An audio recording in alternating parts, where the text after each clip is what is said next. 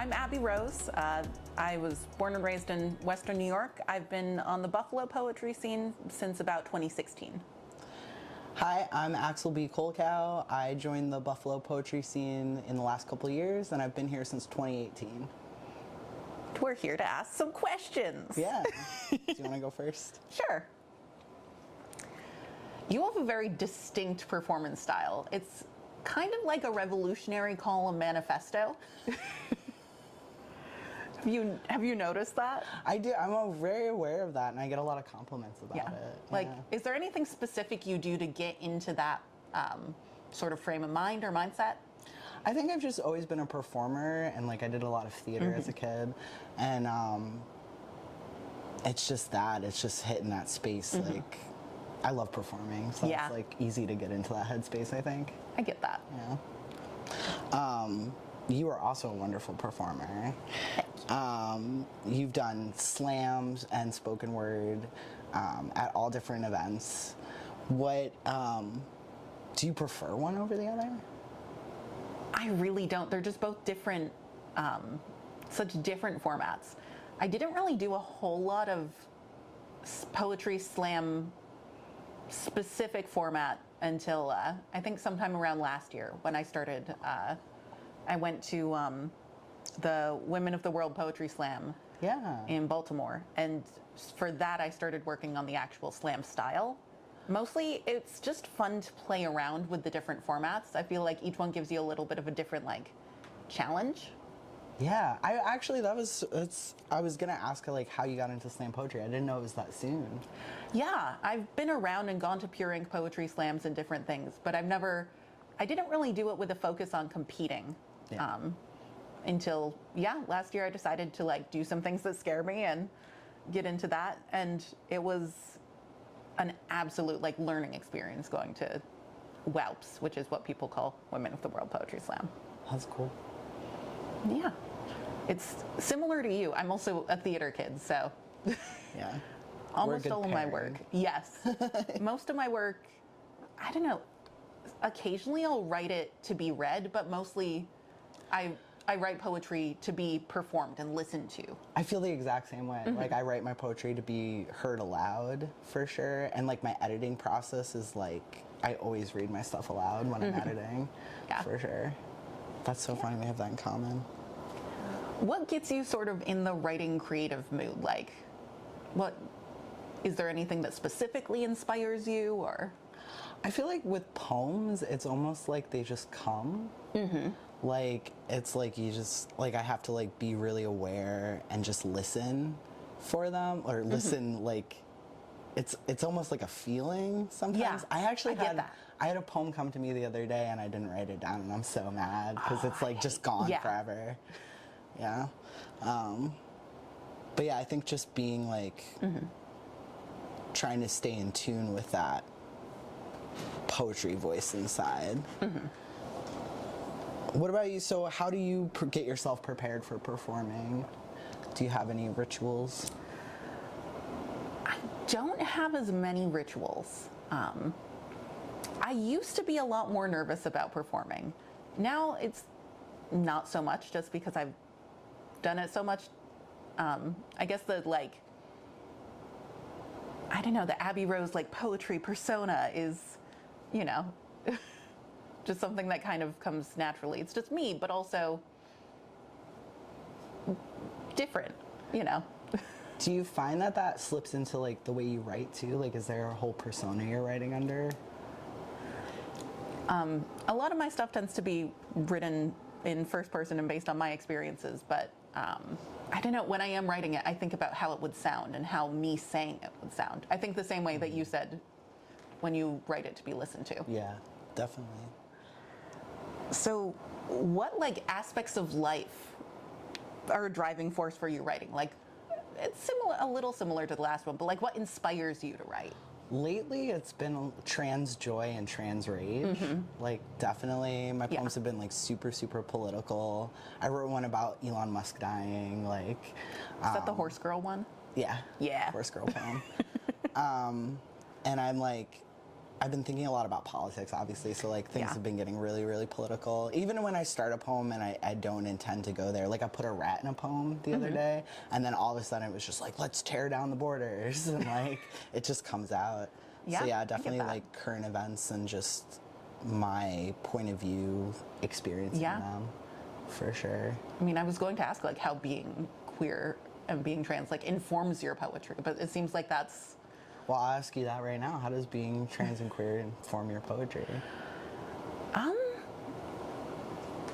I think one of the things that I really love about being queer is that it informs my perspective and that I have a different way to look at things. Not just in that, I'm trying to figure out the right way to say it. I feel like I already sort of, being queer, being trans sort of informs, you're not going to go down that like straight and narrow path that is set out for a lot of people by capitalism and by the world of like, oh, you do this and then you do this and you get a job and you marry someone and you have children and you live in this place and sometimes you buy a very expensive dog. But sort of being queer, it's sort of like, okay, we already threw out that rule book, so you go around making your own rules. And I think that creates such a really fascinating perspective and just like a way of living that allows for so much joy. Yeah, it's almost like you have to make your own possibility, and then like that translates into the work really easily because that's what you're Yeah. doing in a poem anyway. Exactly. That makes sense. You run Taco Bell Quarterly, and what was the inspiration behind this and not Mighty Taco? I feel like I kind of know the answer. Did you start my Taco Bell Quarterly before you lived in Buffalo? No, so No? I came on. I was published in the first volume, but it was actually created by Mick Kerrigan, my best friend. He was not my best friend at the time. I didn't know him at all, but we've become best friends over the last 6 years. And it started as a joke. Somebody suggested that he start a Taco Bell themed literary magazine, and he was like, "That's really funny. I'm gonna do it." And now it's legitimately a literary magazine. We're going to pay $150 per person next issue. Wow. And we're going to do a print issue, our first print issue. I didn't know there wasn't a print issue before. Yeah, That's we're really all exciting. online. And it's all going to be free online still, too, because that's really important to us, that people can read it. Yeah, that's so cool. Yeah, so I'm just the deputy editor. I definitely have helped shape the magazine over the last, 6 years too, just like in our private group chats and like just talking about things, and I'll see like my jokes on the on the Twitter account sometimes and I'm like, that was me. But yeah, that's good. So how did you get your start in Buffalo poetry? Like, is there a story there? There is a story there. I live in the Nickel City Housing Cooperative, as you know. And when I first moved in, I was living with a poet called Lissa Rhodes. And I love her. I love Lissa. She invited me to an event called Ground and Sky Poetry Dialogue. It was in the back of Burning Books.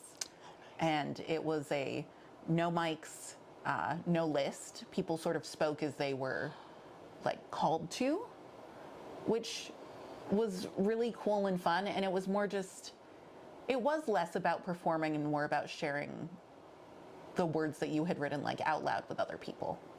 And I think I had dabbled a little bit in spoken word before I graduated college and moved to Buffalo and moved into the co-op. But it mostly had been rhyming. I hadn't really done a whole lot of poetry until the poetry voice one day just came by and was like, "Hey, I have a poem for you. It doesn't rhyme. I don't know what this is, but you're going to write it down." And yes, I had a couple pieces like that, but I hadn't really done anything. And Lissa invited me to Ground and Sky Poetry Dialogue, and that's where I met a bunch of other poets. It's where I got to share my work, and it's where I got to hear people's feedback and go like, "Oh, yeah, this is a thing I really enjoy doing and want to keep doing."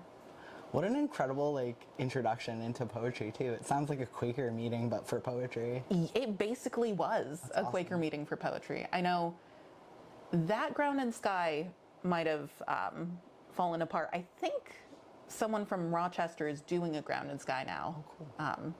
In Buffalo. I think his name's Joel, but I don't know all the details. We'll have to find that out. Yeah.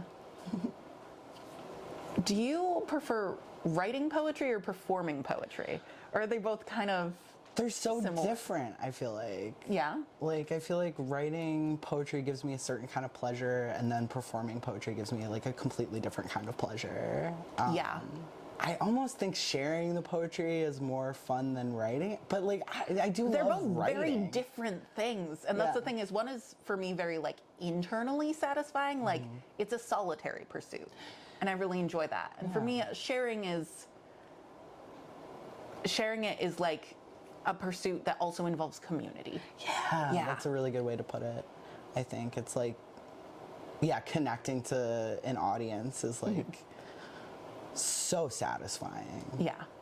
Oh my gosh, I love performing. Yeah.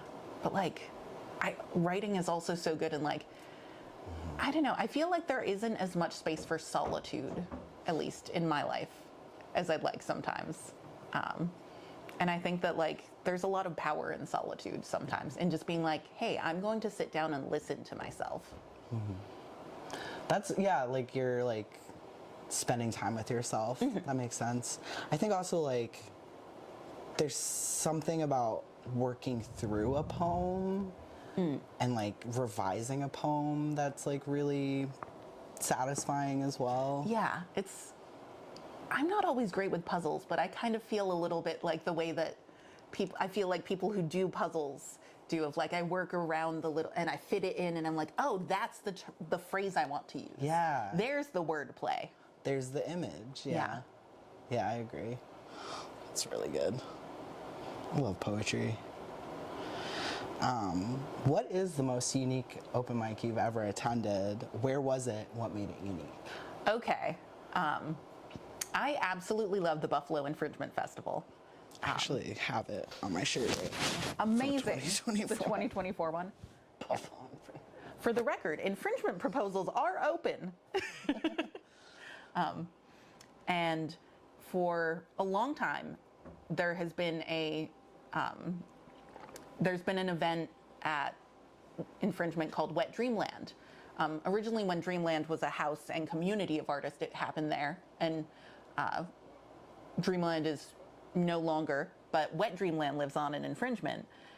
And they've had an erotic open mic, which was so much fun because the idea of what people consider erotic is also just fascinating because there's so many different answers. I think at one point I also, I did my opera voice and sang Shaggy's It Wasn't Me at the open mic. I was like, you know what, we're gonna do that. That's my, $20,000 party trick. Or, yeah, that's always been a really fun experience. There aren't as many other open mics where like whipped cream is involved, so. Yeah. Yeah. Wet Dreamland's a good time. Yeah. What are your influences and inspirations? Sure. A weird one that I've gotten into is etymology in terms of like just going deeper and finding out like where words came from and what meanings they have, and finding that like those are almost poems in and of themselves. Like cherish and whore share the same Latin root, and I feel like that's significant. Yeah. Or nostalgia was originally a disease. A Swiss psychiatrist created the term in the 1800s, I believe, and it's Greek from it's pain of returning home or pain of one's homecoming, in terms of like they used it to cover a lot of things like intense homesickness, especially when transport was less available, so you didn't know if you'd ever see your home again. Shell shock, PTSD, it covered a lot of those different categories. Yeah. And Yeah. And so a lot of times people are like 90s nostalgia, Tamagotchis. And like that's totally fine, but I also love the fact that it has this deeper meaning. Yeah. And the other thing for me that I've been really enjoying lately is there's a lot of focus on like, oh, the road less traveled. And like, yes, there's something to be said about like forging your own path, but also that's the road less traveled isn't always accessible for a lot of people in terms of like money or time or physical ability. So my thing is very much like, I like the road more traveled, but find something different on it. You know, like maybe other people aren't looking at all of like the weird little grubs on the side of the road less traveled, on the road more traveled. Yeah. So, you know, just finding different parts of the road more traveled that haven't been explored or that bring you joy and then focusing on it. Yeah, lately I've been thinking a lot about like minutia and details, and I've been focusing on like just really just like reporting exactly what happened when I was waiting for the bus or something. I feel that. Yeah. Like I made a haiku at the bank once. About the bank? Yes. I think it was like, I wait waiting at the bank. I am both poor and lonely. Some things poetry can't solve, or some things poems can't solve. That's so good. That's lovely. That's wonderful. And, you know, it's, yeah, just finding the little like minutia of everyday life and just paying attention. I think that's like the best part of poetry is paying attention. I agree. I think that's what it is. Yeah. I think all writing to an extent is just paying attention. Yeah. Observation and tapping into your unique point of view. How are you using etymology in your poems? Like, are you telling the stories, or are you just like... Sometimes I tell the stories. I know there's, again, I remember like, sometimes I just save them in the back of my mind for when they come up. Like I know there was a poetry prompt I got once about, and the line was, "The sun goes up and down like a tired whore," and I could tell it was supposed to be like a funny prompt, but I sort of did a fuck Bukowski, and like that's where I tied in. Like, do you know that cherish and whore have the same Latin root? People pay for my body to be used at my work, and that's the same as like sex work. So I don't see it as sort of like a thing to make fun of whores, but more to say like, hey, I think we should both be cherished. That's awesome. And sort of, so you know, I just save them in a little spot in the back of my brain for when that comes up. There's some I haven't had a chance to use yet, and I'm so excited. What's it called? Wool gathering?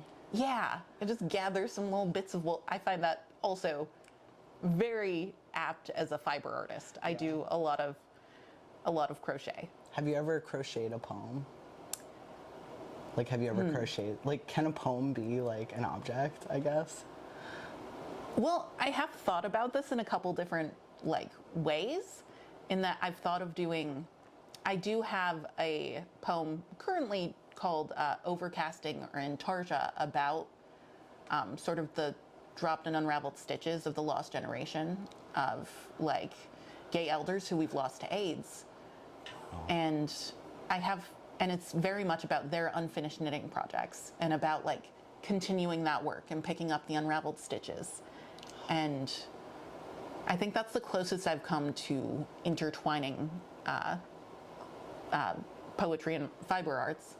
I have thought about if I did want to make it a chapbook or something, would I want to put a granny square with each one? Ooh. Or people have thought of like, I write it on like a piece of fabric, and you like pull it out of the book, so it's like a pull out piece. And sort of, I've thought of different ways of incorporating different stuff for that. I haven't for some of the other ones yet, but we'll see. It's percolating. It's pretty cool. I want to make costumes. Like, I want to get into costumes, I think. I love costumes. You dress up so nicely for Wet Dreamland, too. Like, I've seen you. I love a look, TM. It's always been fun especially because gender is so much like, I think being a theater kid made me very much be like, oh yeah, gender is just another performance. Yeah. And sometimes I perform femme, and sometimes I perform masc, and sometimes I just perform a look that's somewhere in between, or just like Like, okay, today I'm going to perform alien, or today I'm going to perform fae. Yeah. Or, yeah. Hell yeah. I love that. Yeah. Dress up. Yeah. Like, everything is drag. Everything is drag, for sure. I definitely feel like my gender was like performance. Like, I feel like I played was it like a folly girl in a musical, and then that taught me to pretend to be a girl for like the rest of my high school existence. Oh yeah. I don't know if it's a queer thing or a neurodivergent thing or what kind of thing it is, but just like so much of my growing up was going like, I don't know, like looking at other people and them being like, that is how you do that. Yes. I sure am that. I know what I'm doing. I just like randomly picked a favorite band in 6th grade. I was like, everyone needs a favorite band. My favorite band is Pink Floyd. Like, regardless of whether you actually like truly enjoyed Pink Floyd. yeah, and I do genuinely now, but at the time it was just like, this is who I want to be.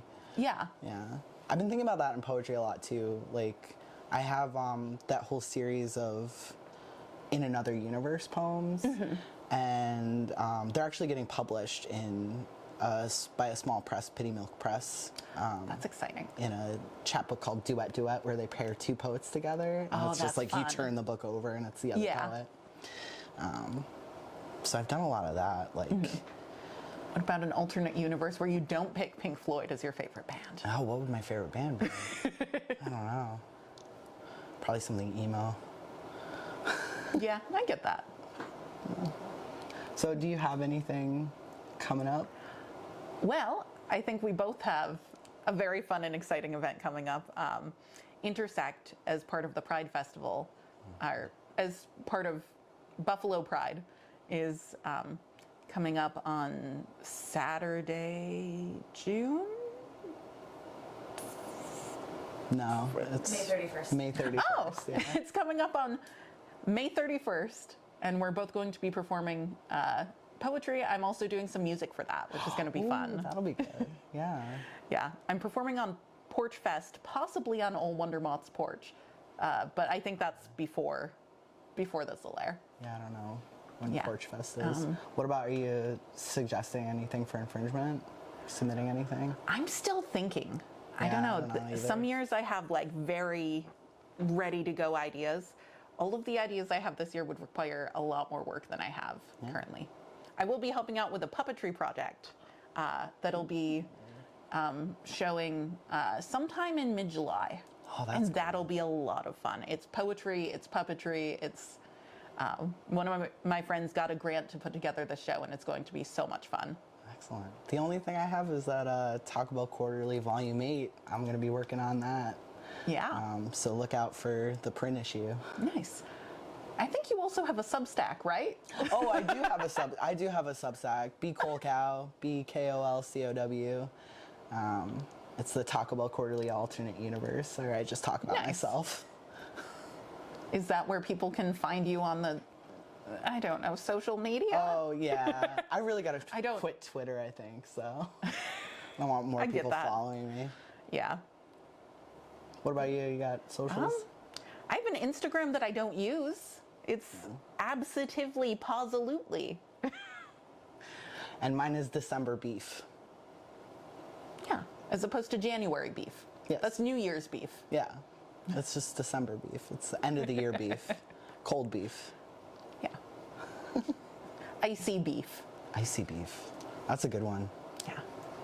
But yeah, it was really good getting to talk to you. Yeah, we're very similar in our approaches. I think. Yeah, we really are. Yeah, that's cool. Yeah. Thank you. Thank you.